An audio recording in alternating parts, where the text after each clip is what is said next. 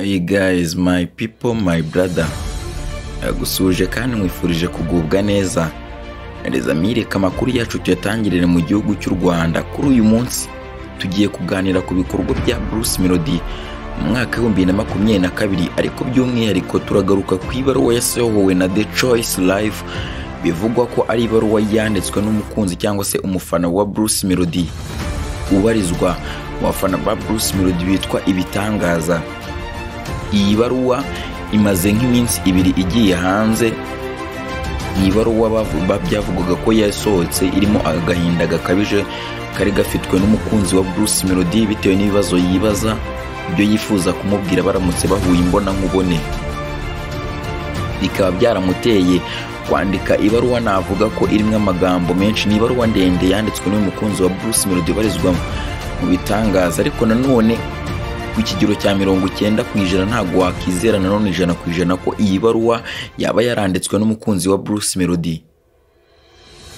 Ikimenyetso cy'ukuri ko iyi baruwa yaba yanditswe n'umukunzi wa Bruce Melodie cyaba ari ikihe?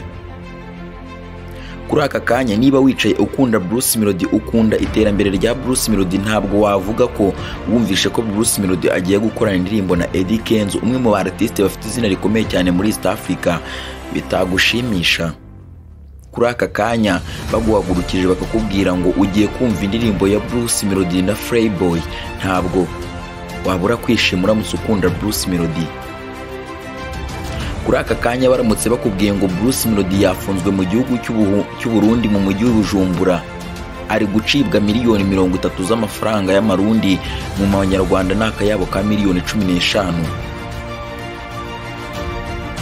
Ukumva ko hari umuntu cyangwa se hari ababashije kwishyura aya mafaranga, Bruce Melodie akarikurwa gukomeza ibikorwa bye bisanzwe, ntabwo byabura kugushimisha. Kuri aka kanya bakubwiye ngo Bruce Melodie afite umuntu uri kumufasha uzamufasha kuba yasohora imwe muri album nziza mu mwaka wa 2023 mu kwezi kwa mbere. Uramutse ukunda Bruce Melodie ntabwo wabura kwishima. Kuri uyu munsi Bruce Melodie ni umwartiste ukomoka hano mu gihugu cy'u Rwanda watangiye urugendo rw'umuziki mu mwaka wa 2012. Mu mwaka wa 2017-2018 yegukanwa irushanwa rya Primus Guma Guma Superstar. Mu mwaka wa 2017-2018 ubwo yaje kujya mu cyitwa Kong Studio. Iyi ni studio ya mbere muri Afrika. Bruce Melodie mu mwaka wa 2021 yaje kwizihiza mu mwaka wa 2021 mu mpera z'umwaka wa 2021, navuga ko hari nko mu kwa 10 nibwo Bruce Melodie yaje gukora icyitwa Bruce Melodie 10 yizihiza imyaka 10 amaze mu muziki, ndetse yaje gushyigikirwa n'abartiste bagiye batandukanye bakomeye ba hano ku mugabane wa Afrika nka Harmonize, Eddy Kenzo, Famaika, Waikibenda ndetse n'abandi bartiste bakomoka hano mu gihugu cy'u Rwanda bagize uruhare mu bikorwa bya Bruce Melodie mu myaka 10 yatambutse. Navuga nka Riderman ndetse n'abandi benshi bafashe Bruce Melodie mu myaka 10 yatambutse. Ni abartiste benshi utirengagije ba Bulldog, by'umwihariko abaraperi ni bamwe mu bagize cyangwa se mu bashyize itafari rikomeye cyane ku muziki wa Bruce Melodie. Ibaruwa igira gutya irasohoka kuri The Choice Live ivuga ko ari umukunzi wa Bruce Melodie ubarizwa mu bafana ba Bruce Melodie bitwa Ibitangaza wasohoye ibaruwa yifuza ko ikintu cya mbere muri iyi baruwa navuga ko mu bikubiyemo by'ingenzi icyo uyu mukunzi wa Bruce Melodie yifuza ko Bruce Melodie yakora. Arifuza ko Bruce Melodie yatandukana n'abari kumufasha kuri uyu munsi, kuko Bruce Melodie kuri uyu munsi ni umwartiste ubarizwa muri label ya 155 AM, akaba ari label iri kureberera inyungu za Bruce Melodie mu muziki we kuri uyu munsi. Mu bikorwa byose bya Bruce Melodie biri gusohoka kuri uyu munsi, yaba indirimbo Total Close yakoranye na Harmonize, yaba indirimbo Kainitebo umuturanyi w'igisabo yakoranye na B2C Kampala Boys, yaba indirimbo Deep yakoranye na Famaika, yaba indirimbo Arez yakoranye na Inosb, yaba indirimbo Yogati yakoranye na Babo Ek8. Izi zose ni indirimbo zagiye zisohoka cyangwa se zagiye zikorwa 155 AM yabigizemo uruhare. Ariko by'umwihariko muri uyu mwaka indirimbo zasohotse navuga ko zazamuye izina rya Bruce Melodie ku ruhando mpuzamahanga ni indirimbo Nyora Bruce Melodie yakoranye na Eddy Kenzo. Mu myaka yose Bruce Melodie amaze akora umuziki ni imyaka igera ku 10. Ntabwo Bruce Melodie twigeze tubona umwaka n'umwe ashobora gutrendinga kuri televiziyo zikomeye cyane hano ku mugabane wa Afurika ko muri uyu mwaka ari kumwe na 155 AM iyobowe na Coach Gayeri, akaba ariwe CEO wa 155 AM, ndetse akaba yaranamuririmbye mu ndirimbo Arez. Uwo mukunzi wa Bruce Melodie arifuza ko Bruce Melodie yatandukana na 155 AM akongera agatangiza ikitwa Ibitangaza label.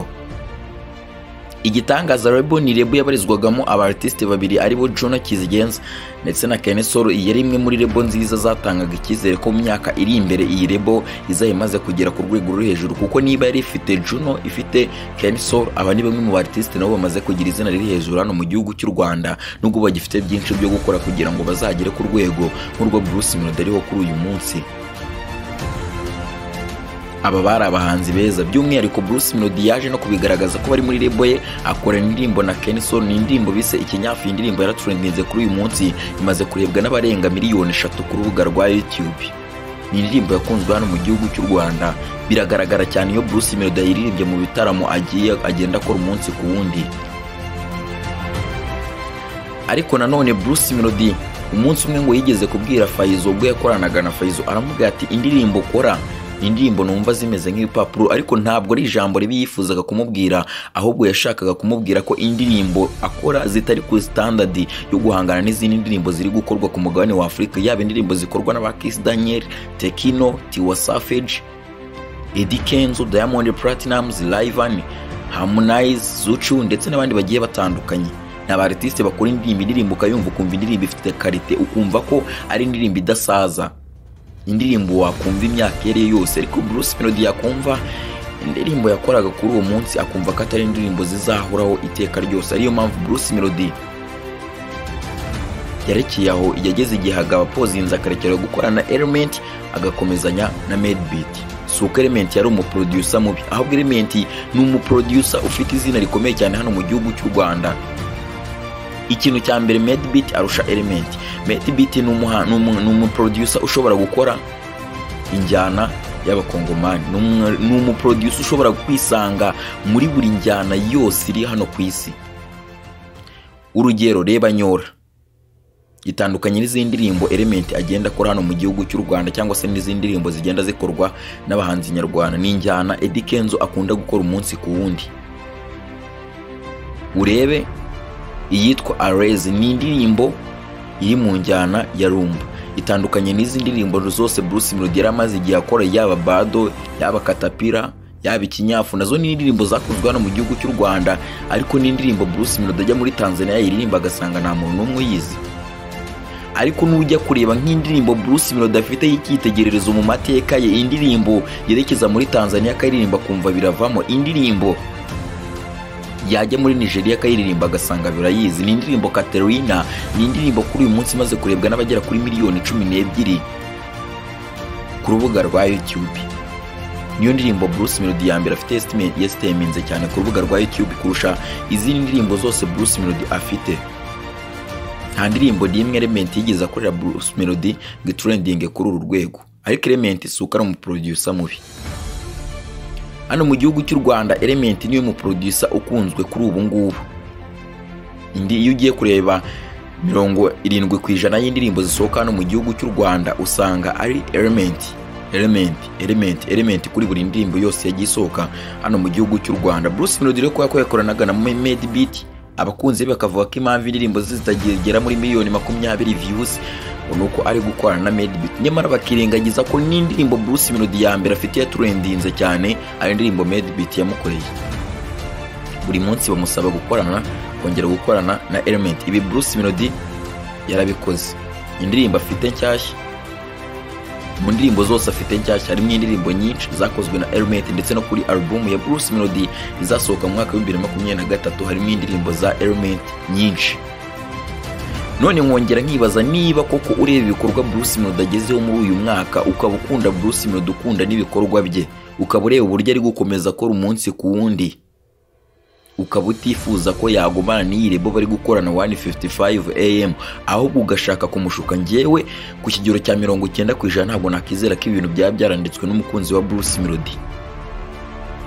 Kuko uramutse ubaye ukunda, ntabwo aka kanya wazumbwira ngo Bruce Melodie azafata abahanzi 15 hano mu gihugu cy'u Rwanda bashyire mu gitangaza rebo, ajya abona ubushobozi bwo kubishyurira video, audio, abona ubushobozi bwo kubashakira ibitaramo baririmbamo hose.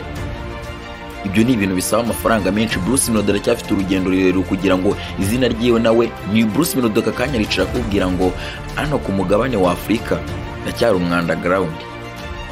Ese ko hano dufite abakire benshi bashora amafaranga menshi muri showbiz, ninde mwababwiye bo bagakora ibikorwa? Bruce Melodie niwe ufite ubushobozi bwo gushora amafaranga mu muziki w'u Rwanda ngazamura abahanzi. Ese ayo mafaranga Bruce Melodie yafasha akagenda akajya gukorana na Kiss Daniel? Kiss Daniel ni umwe mu artiste bakomeye cyane ku mugabane wa Afurika, dore ko azanaririmba mu gikombe cy'isi kizabera muri Qatar. Byaba ari ikintu cyiza. Kiss Daniel ubwo azaba ari muri Qatar bareba Kiss Daniel ni muntu ki, kuko hari abantu benshi azaririmbira batamuzi, bagasanga afitanye indirimbo na Bruce Melodie. Icyo gihe Bruce Melodie izina rye nawe riba rigeze ku mugabane w'Uburayi, riba rigeze muri Qatar, riba rigeze muri Aziya. Ariko uyu munsi ntabwo turabona indirimbo n'imwe ya Bruce Melodie, n'umwe mu banya-Nigeria bakomeye cyane. Bruce Melodie amaze kuzenguruka East Africa. Mu mwaka wa 2023 afite gahunda yo kugera no muri Nigeria, izina rye rigakomera ku mugabane wa Afurika. Mutangiye kumushuka, mutangiye kumwinjizamo gahunda zanyu, byo muri gutekereza imishinga mufite, ibyo wumva utekereza urumva ko ari byo byakorwa kuri uyu munsi kugira ngo ibyo umuziki ushaka buboneke. Never. Bruce Melodie ahubwo aka kanya ikintu twasaba nka 155 AM, cyakoze nanone ngaruke ku byari bikubiye muri Ibaruwa, ikintu cyavuga ko Bruce Melodie ngo yashingaga igitangazamakuru ngo kivuga amakuru ye gusa. Bruce Melodie ibitangazamakuru bivuga amakuru ye ntabwo byabuze. Igihe kivuga amakuru ya Bruce Melodie, Inyarwanda ivuga amakuru ya Bruce Melodie, Bruce Melodie News bavuga amakuru ya Bruce Melodie, ndetse natwe nka Bruce Melodie Media niyo mpamvu turi hano ngo tukubwira amakuru ya Bruce Melodie umunsi ku wundi. Amakuru ari trend avuga kuri Bruce Melodie tuba turi hano kugira ngo umunsi ku wundi tuyakubwire. Twe turi Bruce Melodie Media. Ikibazo cyo kumva ko Bruce Melodie ngo yashinga igitangazamakuru kivuga amakuru ye gusa, ntabwo ibitangazamakuru bivuga amakuru ya Bruce Melodie byabuze, niyo mpamvu natwe turi hano. Keretse niba wifuza ko Bruce Melodie ashora amafaranga mu itangazamakuru. Nanone ikibazo nanone kiri mu bakunzi ba Bruce Melodie tugomba kugaruka, cyangwa se buri muntu wese agomba kugaruka kwitekerezaho, cyangwa se buri muntu wese uri muri showbiz hano mu gihugu cy'u Rwanda agomba kugaruka agatekerezaho. Ntabwo Bruce Melodie agomba gukora ibintu nk'ibyo Diamond Platnumz akora. Ibi ngibi by'umuntu wanditse avuga ngo Bruce Melodie ngagomba gushinga igitangazamakuru, byose mubikura ku byo Diamond Platnumz akora. Umuziki wa Diamond Platnumz utandukanye n'ibyo Bruce Melodie. Ibyo Diamond Platnumz yifuza mu muziki sibyo Bruce Melodie yifuza mu muziki. Buri wese afite intego y'icyo yifuza mu muziki kugira ngo agire icyo abasha kugeraho. Ibyo kuba yashinga igitangazamakuru kivuga amakuru ye ni byiza, ariko nanone ibitangazamakuru bivuga amakuru ya Bruce Melodie ntabwo byabuze. Icyo kuba yashinga rebo agafata abahanzi bari kuzamuka hano mu gihugu cy'u Rwanda bose ngakabashyira muri repo, akitandukanya na 155 AM ufite CEO Coach Gael, iki cyaba ari igitekerezo kibi ibikorwa Bruce Melodie ari gukora kuri uyu munsi, ndetse n'ubufasha 155 AM igenda imuha n'imikoranire bagenda bagira. Ntabwo twazongera kubona Bruce Melodie akora neza ku rwego nkuru nguru. Bruce Melodie nagome muri 155 AM, ariko none 155 AM tubasaba kantu. Bruce Melodie dukeneye yakora bo ya danje, yakora bo imwe nziza, yakora bo itwereka ko kuko Bruce Melodie yakoranye na Eddy Kenzo nibyo hano muri Uganda. Bruce Melodie yakoranye na Inosby ni byiza, ariko dukeneye abakunzi ba Bruce Melodie bakeneye korabo, yakora bo kuko ushobora kuvuga ko mu muhanzi hari urwego yavuye hari n'urwo yagezeho. Urugero Kiss Daniel, Tekino, Pantranking, Davido, Wizkid ndetse n'abandi bagiye batandukanye. Ibintu bikava ku rwego. Tiwa Savage nawe n'umwe mu artiste beza bafite izina rikomeye cyane hano ku mugabane wa Afurika, ku buryo ushobora kuvuga ngo Bruce Melodie afite ubushobozi bwo kuba yatumirwa mu gitaramo akishyurwa miliyoni 20, kuko hari ibyo yashoye muri uwo mwaka, hari ibyo agaragaza ko yashoye kugira ngo nawe abashe kubona amafaranga agaragara mu gihe yaba atumirwa mu bitaramo bigiye bitandukanye. Les amis, Bruce Melodie afite indirimbo agiye gushyira hanze mu masaha make ari imbere. Ni indirimbo yise Fungamacho, ni imwe mu ndirimbo nziza, navuga ko ari imwe mu ndirimbo zitandukanye n'izi ndirimbo zose Bruce Melodie yasohoye muri uyu mwaka wa 2022. Navuga ko ari mega hit, song of the year, imwe mu ndirimbo nziza. Fungamacho ni imwe mu ndirimbo zakundwa n'abakunzi ba Bruce Melodie, ngize neza 100% kingi ari imwe mu ndirimbo zije guhindura byinshi umuziki wa Bruce Melodie muri mwaka wa 2022. Ndetse Bruce Melodie muri mwaka wa 2022 azawusoza ashyize hanze indirimbo zigera kuri 15. Kuri uyu munsi Fungamacho nijya hanze izaba imaze kuba indirimbo ya 16 ziye ku giti cye ndetse n'enye za featuring. Indirimbo zose zizarangira mu mwaka wa 2022 zimaze kuba indirimbo 15. Les amis, ndagushimiye wese mu kudukurikira, ni iby'agaciro kandi komeza udukurikirane. I promise ko nazahwema kubagezaho amakuru azabagezweho mu Rwanda ndetse no ku isi yose muri rusange. Ndi Olivier Fernandez, iyi ni YouTube channel Bruce Melodie Media, kandi subscribe kandi ukore no kunzogera kugira ibyo ubasha kubona notification z'ibiganiro byacu byose dukora umunsi ku wundi. Les amis, see you, love you so much.